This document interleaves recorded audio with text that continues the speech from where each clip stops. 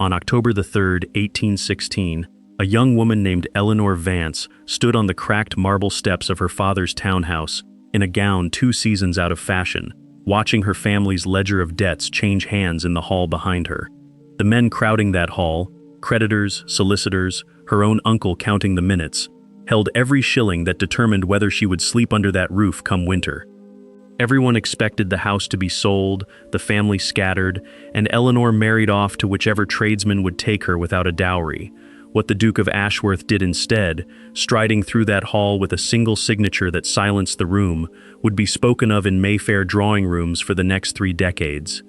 No one in that hall looked at her twice, not until the Duke of Ashworth set down his signature and, in doing so, purchased the whole of her father's ruin, debt and daughter both bound into a single contract nobody had thought to explain to her first.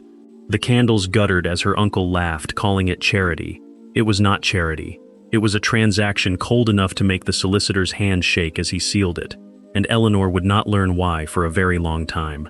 They told her she would ride to his estate as a bride in name only, a debt made flesh, and that a man with his reputation for coldness would never trouble himself to notice her at all.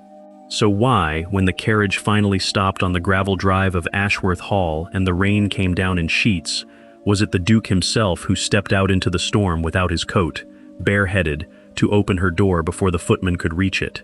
Inside, the household staff exchanged glances no bride was meant to see, the kind of looks reserved for a house holding a secret older than its new mistress.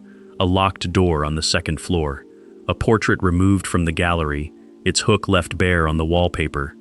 And when Eleanor finally asked why a man so feared by his peers had crossed a storm-soaked courtyard for a stranger he owed nothing but a debt, the housekeeper only pressed her lips together and said that his grace had done the same once before, for someone else entirely.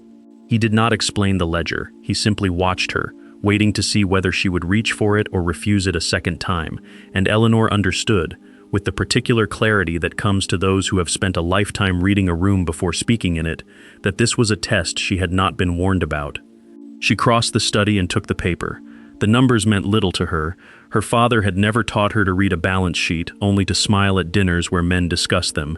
But one line was circled in dark ink, and beside it, in a hand she did not recognize, a date nearly 11 years old. "That is not my father's debt," she said slowly. "No," the Duke said again, "it predates it. Your father inherited the obligation from a man who owed my family a different kind of debt entirely, and never troubled himself to mention it to you." He rose then, finally, and came around the desk, and up close she saw what the candlelight in the hall had hidden, a thin scar along his jaw, old and pale, the kind of mark a person learns to angle their face to conceal. "I did not buy you to settle an account, my lady. I settled the account because it was the only lawful door left open to me." "Open to what end?" He did not answer. Instead, he asked her a question of his own, quiet and unhurried, the kind of question that seemed to have waited a long time behind his teeth. "Did your father tell you why the offer came to my house, and not to any of the dozen others in that room who might have paid more?" Eleanor felt the floor of her understanding shift beneath her, the way it had shifted once before, standing in her father's hall in her mother's mended dress, realizing the humiliation being staged around her had an audience larger than she'd known. She had assumed, in 3 days of assuming, that the Duke's arrival had been chance, or mercy, or at worst a bored man's whim. His question told her otherwise. It told her someone had sent for him specifically. It told her the debt on that paper was not the only thing 11 years old in this house. She did not tell the Duke what she had found, not yet.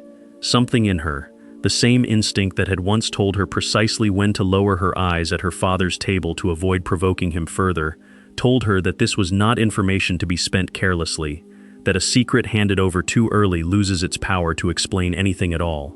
So she carried it instead, folded small, the way she had once carried the memory of every slight from her stepmother's daughters, and waited. The opportunity came sooner than she expected. Julian found her in the library the following evening, standing before the same shelf, and for once he did not retreat behind the flat courtesy he wore like armor in every other room of the house. "You've been asking questions," he said, "not an accusation, an observation, offered the way a man offers a fact he has already made peace with. Your housekeeper has been very careful not to answer them. She is loyal. It is not the same as being cruel." He crossed to the window, where rain had begun again against the glass, and for a long moment he said nothing at all, And Eleanor found she did not fill the silence either, because she was beginning to understand that his silences were not walls so much as doors he had not yet decided whether to open. "My mother," he said finally, "was removed from this house's memory by my father's order, for a reason he never troubled to explain to a boy of 12. I have spent 17 years assembling that reason from fragments other people were careless enough to drop in front of me." "And have you finished assembling it?" He turned, and in the candlelight his expression was not the coldness the county gossiped about, it was something closer to recognition. "No," he said, "but I recognize something in you, that night in your father's hall, that I have not seen since the week they took her portrait down. It is why I came for you, not the debt. That part, my lady, I invented on the spot." She found him that evening in the stables, an unlikely place for a duke, tending to a gray mare with a gentleness that seemed to belong to a different man entirely than the one who had presided so silently over his own ledgers. He did not startle when she entered, though she made no effort at silence.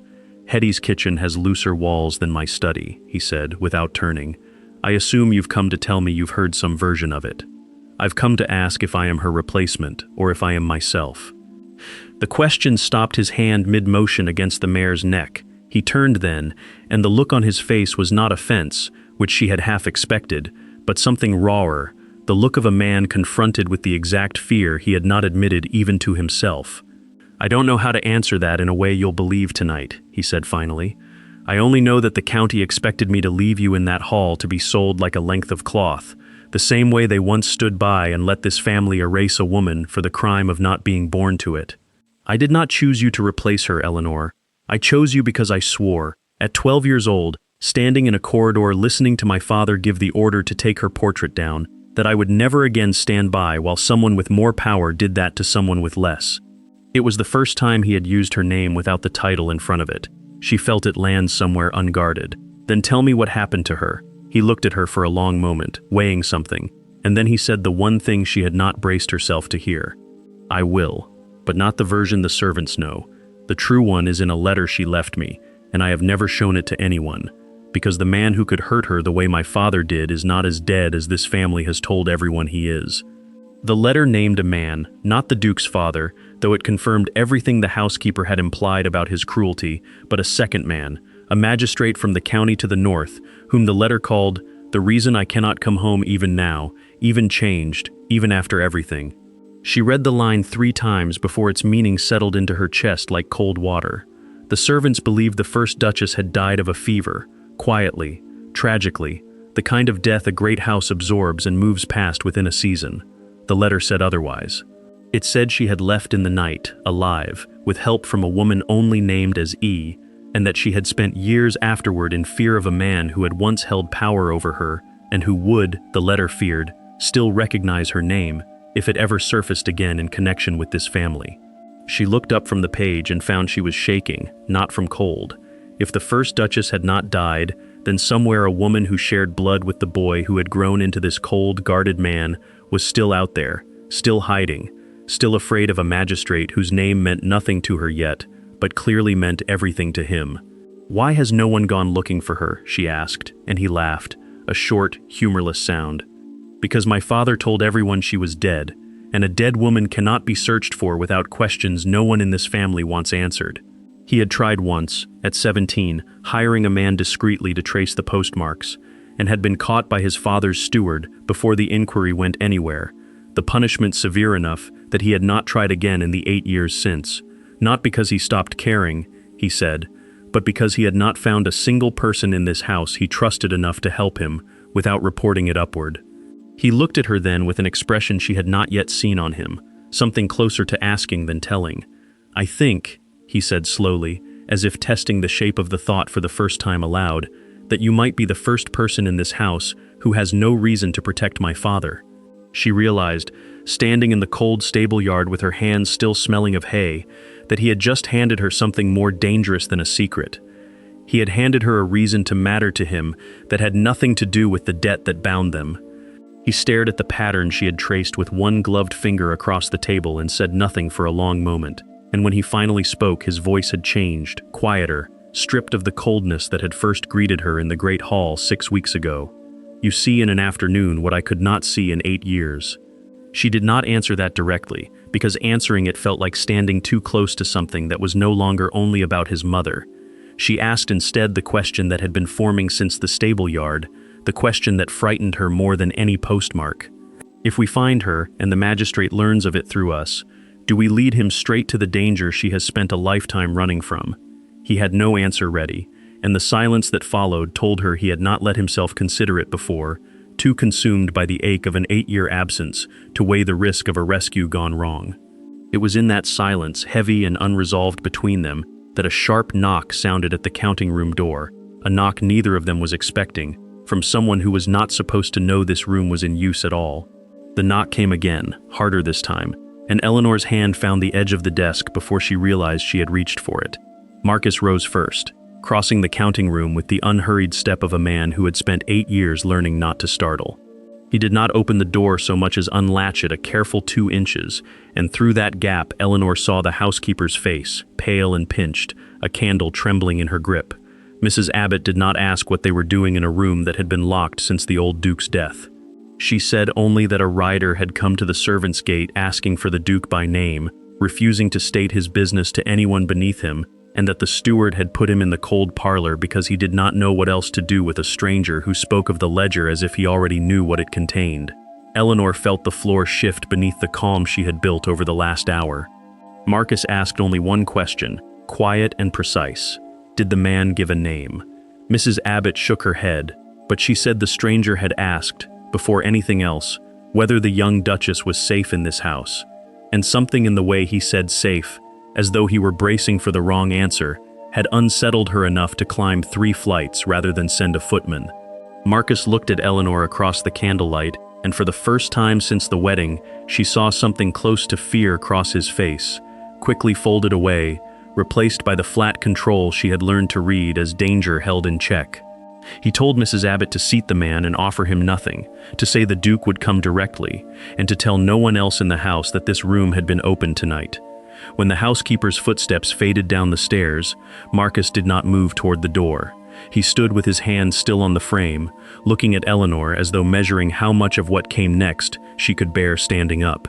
He said that a man who knew to ask after her safety before he asked after anything else was not a stranger at all, and that there were only 2 people alive who would frame the question that way, and one of them had been buried, by his own hand, in a grave in the north that Marcus had paid for and never told her about. The cold parlor had not been used since Marcus's mother died, and the dust sheets were still half draped over the furniture when Eleanor followed him down, against his quiet instruction to remain above stairs. She would not be told to wait in a house that had just been told a dead man might be asking for her by name.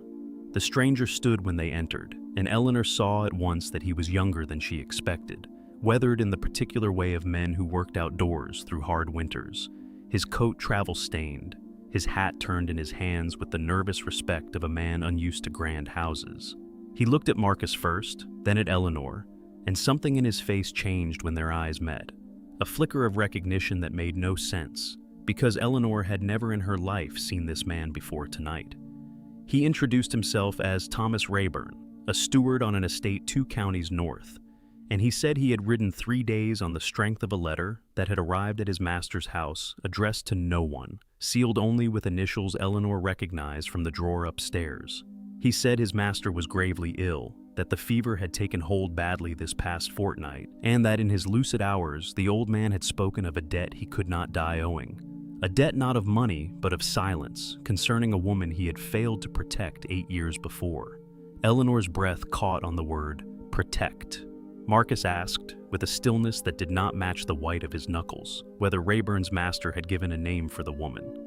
The steward hesitated, glancing at Eleanor as though the answer belonged to her more than to the room, and said the name his master used, again and again in the fever, was not the name of a woman grown, but a child's pet name, one Eleanor had not heard spoken aloud since she was 7 years old, and had believed, until this exact moment, that no living person but her own mother had ever known it. She heard herself say the name back to him, barely a whisper, and watched Thomas Rayburn's face confirm what she already knew before he spoke another word. Rayburn's master, she learned in the next quarter hour, standing because no one thought to offer her a chair and she would not have taken it, was a man named Josiah Faircombe, once a solicitor's clerk in the county where Eleanor had been born, dismissed and disgraced 8 years ago, for reasons the steward did not fully know, only that it involved a family of standing and a debt that should never have been permitted to reach a magistrate's desk.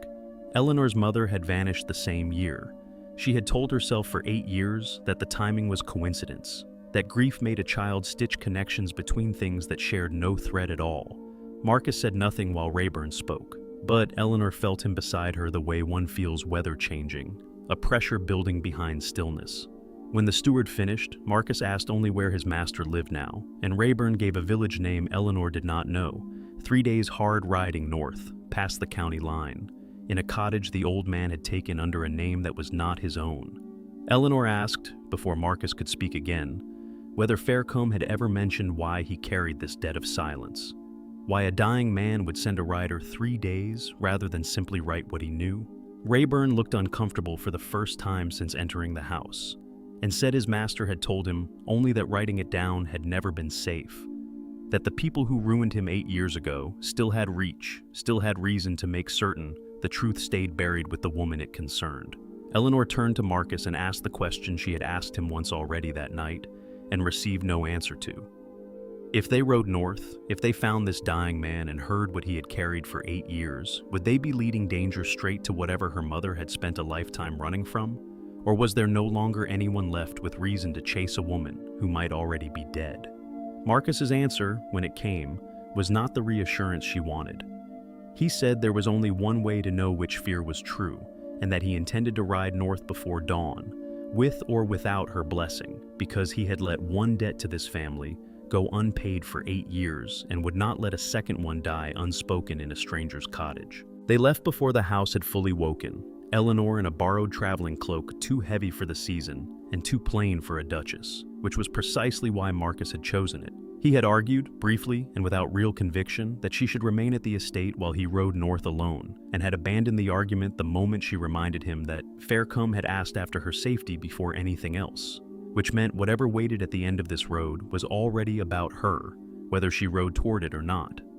The carriage made poor time on roads still soft from spring rain, and by the second night they had taken to horseback where the lanes narrowed past what any carriage could manage, Eleanor riding astride in borrowed breeches beneath her cloak, a fact that would have scandalized every guest at her disastrous wedding breakfast, and that she found she did not care about in the slightest. It was on that second night, sheltering in a coaching inn too small to offer them separate rooms without drawing notice, that Marcus told her what he had never told anyone in the 8 years since his brother's supposed death.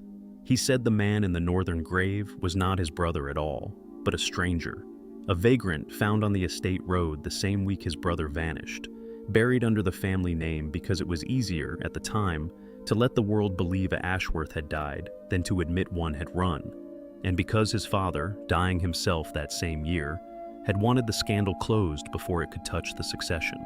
Eleanor asked why his brother had run, and Marcus was quiet long enough that she thought he would not answer at all. He said his brother had witnessed something he was never meant to see, involving their father and a debt owed to a family the old duke had ruined to protect his own reputation, and had fled north rather than be made complicit in the silence that followed. Eleanor felt the shape of the story closing around her own, 2 families bound by the same buried debt, and asked the question that had been building since the coaching inn's fire burned low. Was it possible that the family her mother had crossed and the family Marcus's brother had fled were not 2 debts at all, but the same one, carried by the same men, breaking 2 households in the same terrible year? They reached the cottage on the evening of the 3rd day, a low stone building at the edge of a village too small to have a proper inn, smoke rising thin from a chimney that looked as though it might not last the winter. Rayburn had ridden ahead to prepare his master, and it was Rayburn who met them at the gate, his face grave in a way that made Eleanor's stomach turn before a single word was spoken. He said the fever had worsened in the 3 days since he left, that his master had moments of clarity and long hours of none, and that they should not expect the old man to last the week. Eleanor walked into that cottage prepared for many things, and still was not prepared for the sight of Josiah Faircombe, a wasted figure propped on pillows in a room lit by a single tallow candle, his hands trembling on the counterpane, his eyes finding her face the moment she crossed the threshold, with a recognition so immediate and so raw that she understood, before he spoke a word, that this man had carried her for 8 years, the way one carries guilt rather than memory. He said her name, her true name, not the pet name from the letter, and asked her to come closer, and when she knelt beside the bed he took her hand in both of his and said he had failed her mother once and would not die having failed her twice. Marcus stood near the door, giving them what space the small room allowed, but Eleanor saw him watching Faircomb's face with an intensity that had nothing to do with her mother at all, and she understood, a moment before Faircombe said it, that the old man was about to answer both their questions with a single name. The name of the family who had ruined a solicitor's clerk and driven a duke's son into hiding and made a young widow vanish into the countryside rather than face what she knew, and that once that name was spoken aloud in this cottage, neither Eleanor nor Marcus would be able to pretend, any longer, that their two ruined families had ever been separate stories at all. The name Faircombe gave was Halstead, a family Eleanor had heard exactly once in her life, spoken by her mother in the last week before she vanished, in a tone Eleanor had been too young to understand as fear rather than simple dislike. Faircomb's voice grew stronger as he spoke, as though the telling itself were a debt finally being paid down, and he described a Halstead patriarch, dead some years now but survived by a son who had inherited both the fortune and the appetite for burying inconvenient truths, who had once held a note of debt against Eleanor's mother's family so large and so ruinously timed that it had given him leverage over more than money. Leverage he had used, Faircombe said, to force decisions no widow should have had to make alone. Eleanor's mother had refused him something, Faircombe did not know what, only that the refusal had cost her everything, her standing, her safety, eventually her presence in her own daughter's life, and that Faircombe himself, drafting the papers as a young clerk, had seen enough to be dangerous and been dismissed within the month to make certain he stayed quiet. Marcus's face had gone the color of old ash by the time Faircombe finished, and when he spoke his voice was not the flat control Eleanor knew but something rawer beneath it. He said the same name, Halstead, was the family his own brother had witnessed his father conspiring with 8 years ago. The same appetite for leverage turned against the Ashworth line itself, and that if Faircomb's account and his brother's flight were both true, then the Halsteads had spent nearly a decade quietly ruining any family whose silence they needed bought. Faircombe, his strength fading now, gripped Eleanor's hand once more and said the one thing he had written 3 days' worth of message to deliver, that her mother was not dead, that he had helped arrange her disappearance himself under a false name in a fishing village on the eastern coast, paid for with the last of his own savings as the only atonement he could offer, and that she had been alive and hidden there as recently as this past winter, waiting for a day it would be safe to be found. The candle guttered low in the small room, and Eleanor felt Marcus's hand come to rest on her shoulder, steady where she was shaking, both of them staring at the dying man who had just handed them a name that could unmake a powerful family, and a mother who might still, after 8 years, be waiting to be found, with no way yet to know which discovery would cost them more. Faircombe did not survive the fortnight, but he lived long enough to write, in his own trembling hand, a full account of the Halstead debt and the part he had played in it, witnessed by Rayburn and sealed for the magistrate's eyes rather than the countryside's gossip, a document Marcus carried north to London himself within the week. What followed was not the swift vengeance either of them had imagined riding home from that cottage. It was slower and, in its way, more thorough, a quiet unraveling conducted in solicitors' offices and closed hearings rather than ballrooms, because Marcus understood, better than Eleanor at first did, that a family like the Halsteads could survive scandal, but never survive the law turning its full patient weight against them. The fishing village on the eastern coast gave up its secret before the season turned. Eleanor's mother was found alive, thinner and grayer than memory had kept her, but alive, and the reunion on that gray shingle beach, witnessed only by gulls and a duke who stood back to let mother and daughter close 8 years in a single embrace, was not the scene Eleanor had once imagined in her most desperate hours, and was somehow larger for not needing to be. The scorners from that first humiliating morning learned of all of it eventually, as such families always do, and Eleanor was told, with some satisfaction she did not entirely try to suppress, that her husband's aunt had gone pale reading the notice of the Halstead family's ruin in the same newspaper column that had once printed the announcement of Eleanor's disgraceful marriage.